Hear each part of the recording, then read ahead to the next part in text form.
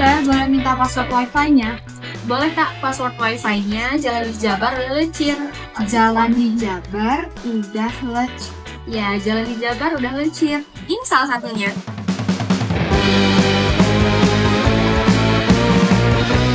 Update progres pekerjaan rekonstruksi jalan di ruas Jalan Palung Bonsari, Johar, hingga Tegaloa atau Loji di Kabupaten Karawang.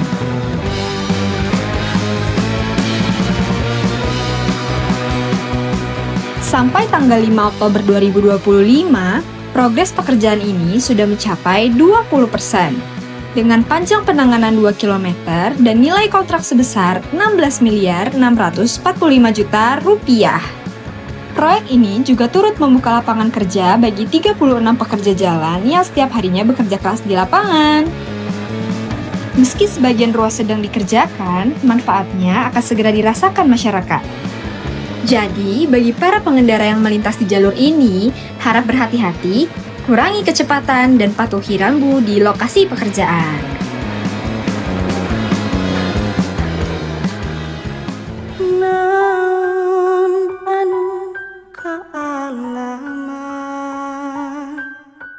Jalan hirup rak lakonan rahayu panuntun indung ngadekeun lembur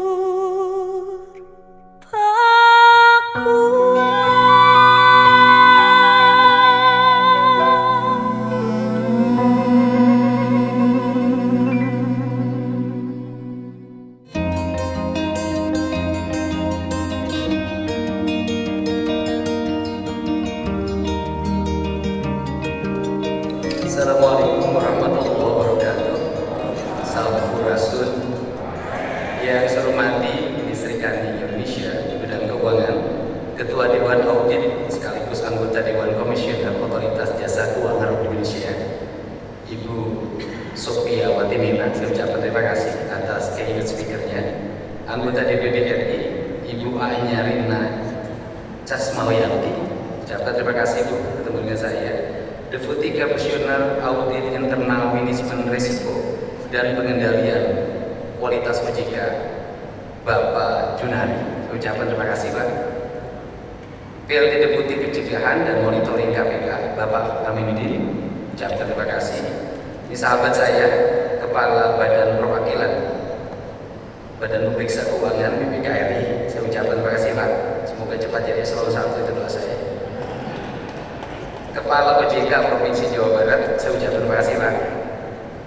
Kemudian Kepala Departemen Penegakan Integritas Audit Khusus, Ibu Siswani Wisudati, saya ucapkan terima kasih.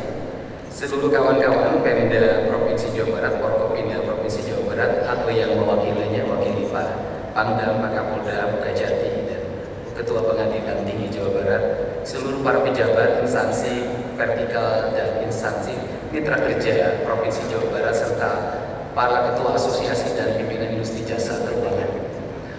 Saya ini orang Sunda. Orang Sunda itu punya sebuah falsafah sederhana dalam melakukan pengelolaan aset termasuk keuangan. Bahasanya adalah setikmahi loba nyesa. Setikmahi loba nyesa itu dalam manajerial tradisi itu dibuat dalam ruang-ruang sakral. Kalau dalam kegiatan kenduri atau hajatan, maka ada petugas yang duduk di depan, dia menerima tamu, ajakin orang ngobrol, canda tawa. Kemudian ada orang yang tidak boleh ngomong, yaitu canoli. Canoli itu memiliki tugas mengatur alur beras, kemudian ikan, daging, sehingga kebutuhan logistik pada acara kenduri atau hajatan itu bisa terpenuhi. Canoli itu netral, independen, dan tidak bisa diintervensi walaupun satu pemilik hajat. Canoli tidak bisa diatur, ini ada tamu khusus, maka suguhannya harus tidak. Dia tidak, dia punya integritas begitu. Dalam dunia tradisi Sunda, itu membagi logistik, itu menjadi 4 ikatan logistik. Yang pertama adalah padaringan, itu ada di ruang goa, itu sakral, dipimpin oleh seorang perempuan yang merupakan representasi dari Nyipo Haji, maka dia punya integritas diri karena dia memiliki kekuatan rasa dalam pengaturan. Maka di situ sakral, karena sakral tidak boleh orang yang masuk kecuali seorang ibu yang punya karakter sebagai ibu haji. Yang kedua, dia punya goa, itu tempat menyimpan gabah dalam kebutuhan jangka pendek, jangka ringan. Kemudian dia punya lei, itu untuk kepentingan jangka menengah, jangka bulanan. Dan yang keempat, dia punya lumbung untuk kepentingan jangka tahunan. Saya dari tadi melamun dan membayangkan, andai kata integritas, manajerial rumah tangga, manajerial tata kelola kampung yang mengedepankan rasa malu dan spiritualitas dalam pengelolaan tata logistik dan tata keuangan Indonesia, saya nggak kebayang negeri ini udah maju. Kenapa? Negeri ini punya hamparan rakyat yang punya integritas. Punya integritas apa? Dia tidak mau disebut miskin dan dia tidak mau meminta. Lebih baik mati kelaparan daripada harus meminta pada orang lain. Integritas.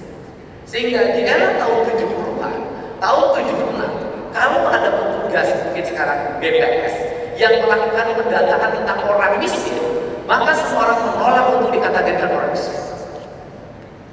Dia selalu mengatakan, ini harkat martabat, ini derajat saya, jangan masukkan saya dalam kategori orang miskin. Tidak mau semua orang, dia ingin tetap sebagai orang kaya. Prinsip itu melahirkan apa? Tata kelola pembangunan yang bersifat mandiri. Di mana mandirinya? Kepemimpinan terbangun secara kultural yang disebut dengan legok tapak gentekan. Dia hadir bukan karena watak akademisnya. Dia hadir bukan karena gelar S1, S2 dan S3-nya. Dia hadir karena apa? Legok tapak gentekan lambung kandungan lahir Aisyah, lulus jejer yang tahu. Apa artinya? Dia seorang pemimpin yang berintegritas, yang memiliki dua hal.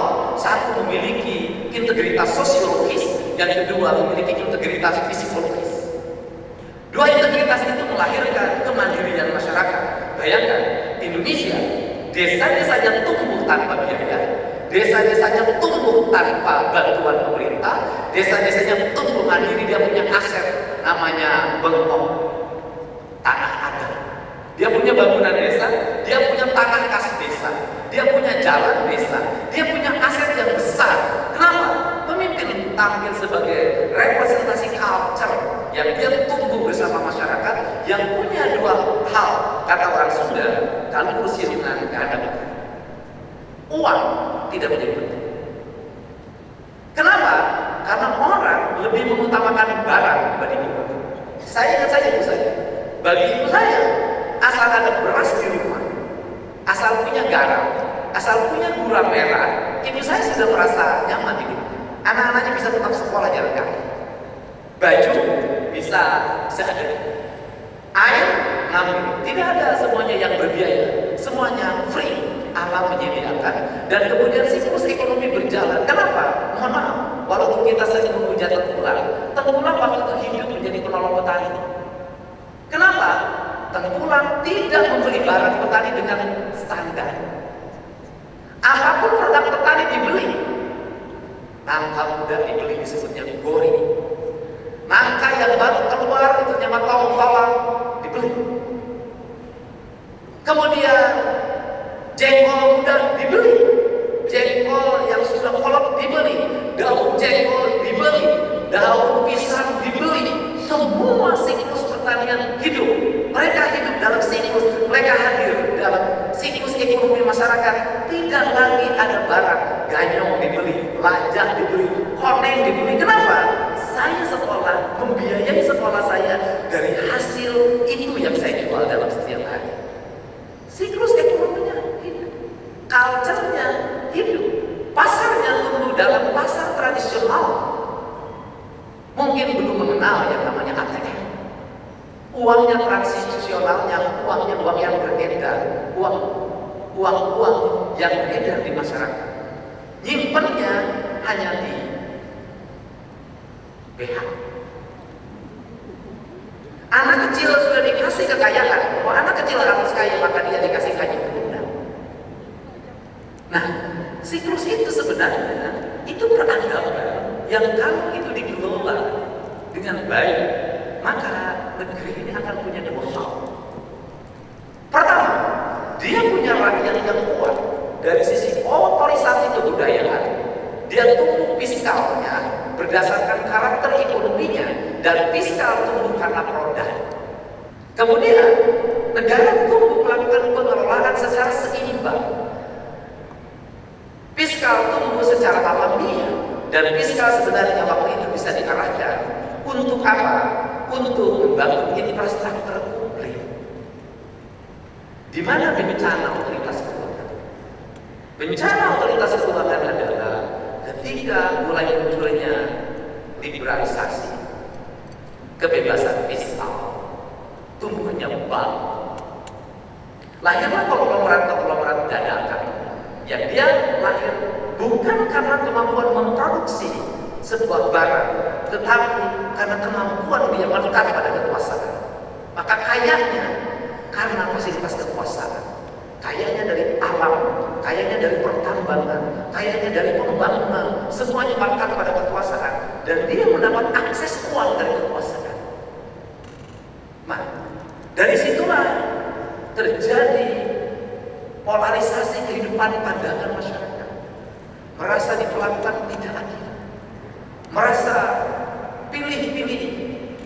Bang, kalau yang sama yang 10 juta, nagihnya luar biasa, seperti hilang kehormatan, disita lebih dari 10. Tapi kalau sama yang kreditnya 1 triliun, dia menghadapi dengan pengacara, mensitanya hati-hati, kadang yang disita jauh lebih kecil daripada uang yang dipinjam. Maka orang merasa tidak adil. Karena orang merasa tidak adil, maka orang yang jujur-jujur itu berubah menjadi tidak jujur. Nggak usah kita bayar. Kredit pupuk nggak usah dibayar. Kenapa? Orang yang kreditnya diambil sama ketuanya. Ketua apa? KUD, ketua untuk duluan. Korupsi akhirnya bersatu. Yang ambil pupuknya udah bayar 20%, tetapi uangnya di ketuanya, akhirnya yang 70%-nya tidak membayar. Kenapa? Uangnya juga di ketua tidak seperti ini. Maka orang desa mengenal korupsi. Maka orang desa mengenal uang.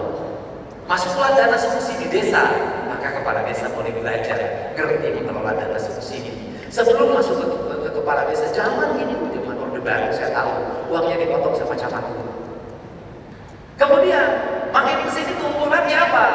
Bantuan sosial tumbuh, makin rontok. Kenapa? Ngapain kerja bakti? Orang lain dapat PKH, kita tidak. Orang lain dapat bantuan sosial, kita tidak. Nggak usah kerja bakti segala. Sudah rontoklah yang disebut dengan kemandirian fiskalis. Nah, kerangka ini tidak boleh dibiarkan. Kenapa? Karena kita harus punya integritas dalam melakukan pengelolaan keuangan. Karena kita harus melakukan itu, punya integritas dalam pengelolaan keuangan, maka fungsi OJK adalah melahirkan dirut-dirut perbankan yang berintegritas, melahirkan direktur-direktur yang berintegritas. Karena melahirkan direktur yang berintegritas, maka para direktur, para pengelola keuangan perbankan dia selektif dalam memberikan kredit. Untuk apa? Menjaga kepercayaan fiskal. Tetapi lagi-lagi kegagahan dirut, kehebatan dalam integritas. Kalau yang mengajukan kreditnya ada bisikan dari kekuasaan, jebolan juga. Daripada dicopot jabatan, lebih baik dimacetin 3,4 triliun. Lebih baik 250 miliar. Makanya pertanyaan saya sebagai gubernur, ini sudah lulus OJK nggak dirutnya? Ini direktur lulus Pak. Kenapa OJK meluluskan orang yang seperti ini?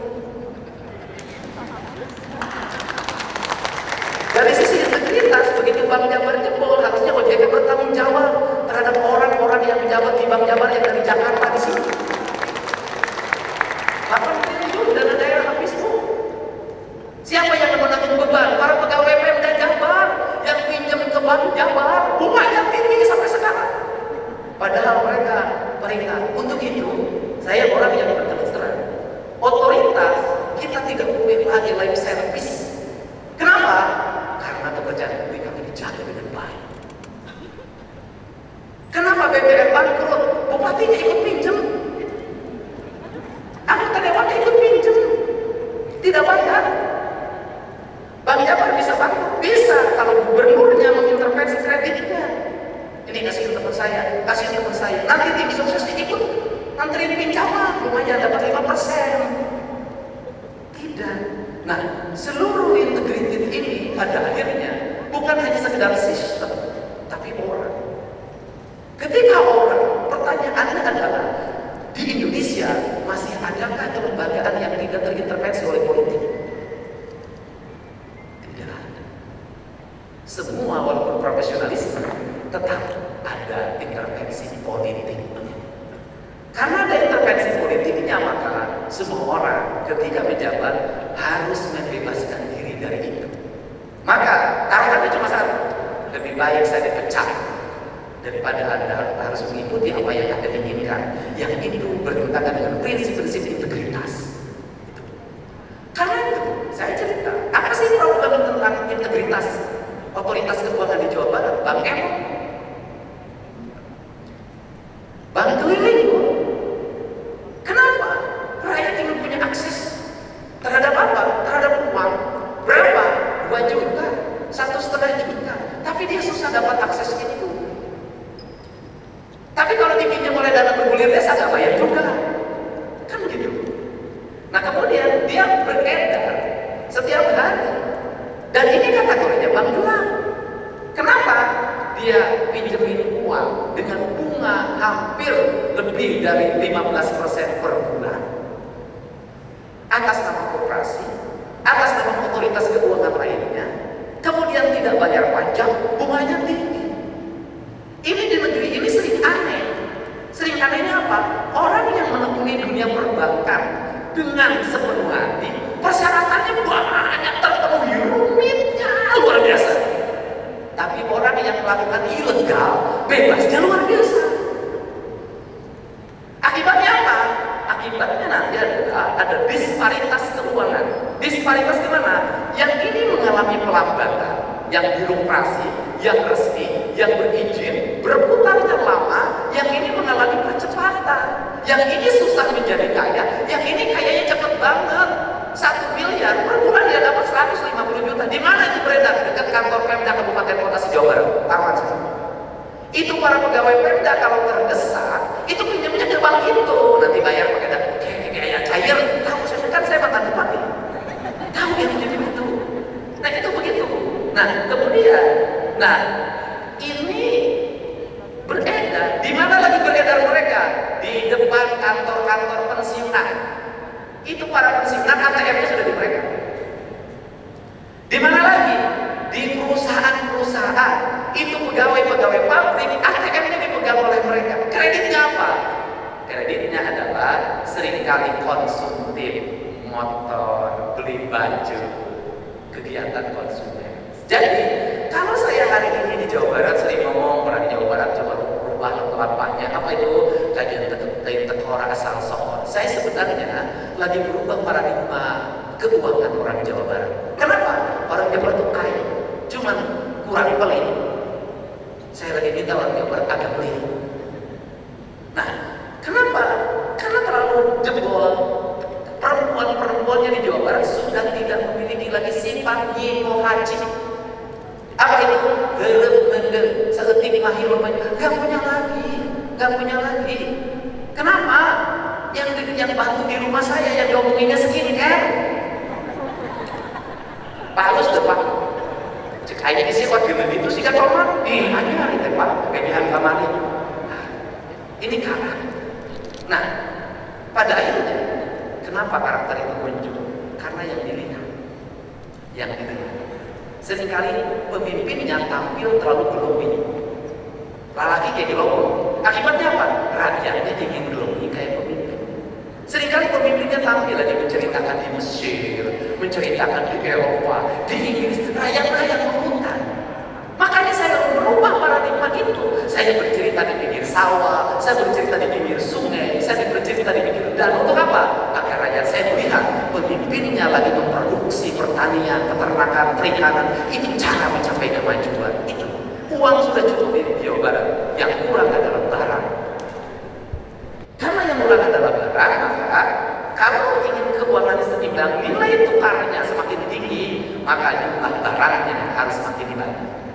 Sepengetahuan saya, maka ekosistem keuangan itu harus bersamaan dengan ekosistem produksi. Kenapa? Kalau kita hanya ngomong keuangan, maka kita nanti hanya memandang SHG. Saham kita lagi naik, ekonomi kita lagi tumbuh. Mantap nih. Jangan terpengaruh pada itu. Kenapa? Itu mah permainan uang di saham. Mainnya orang-orang kaya. Cair masuk, cair masuk. Kenapa? Ada yang penting lebih dari itu. Pak Prabowo dulu ngomong gitu. Ada yang lebih penting dari itu apa? Produksi.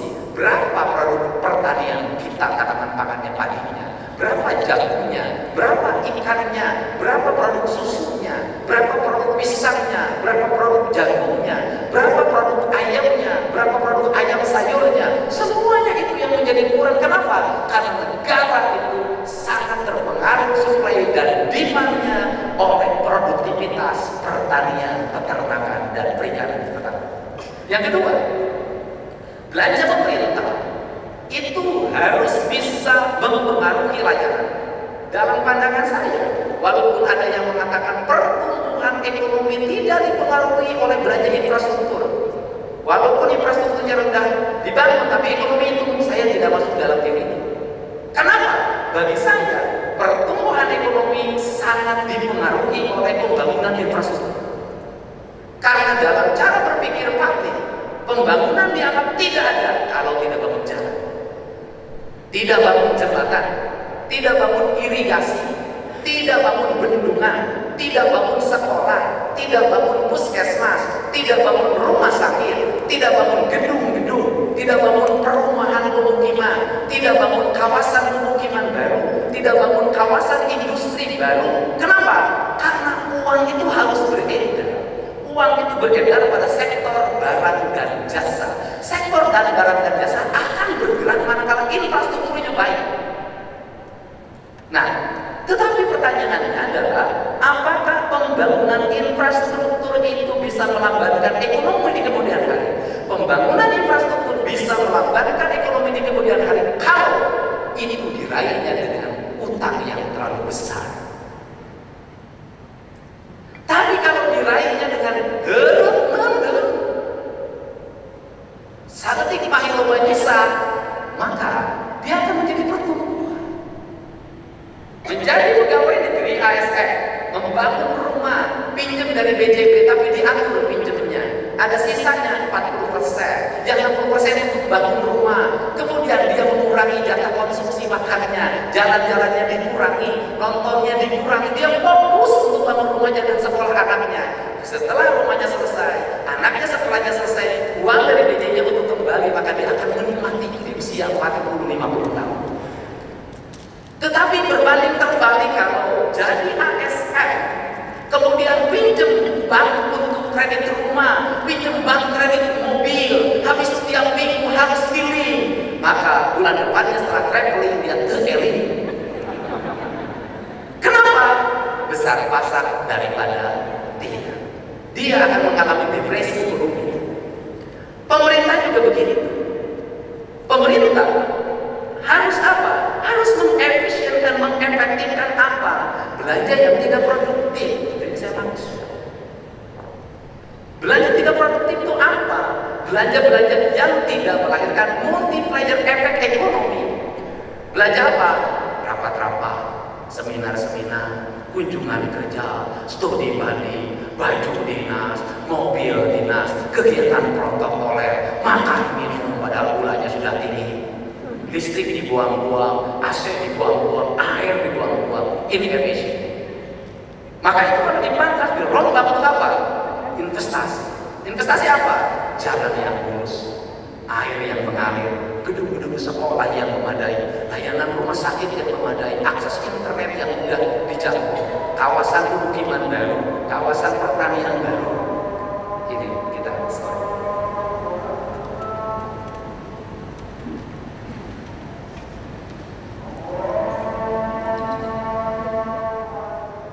Kita lanjutkan.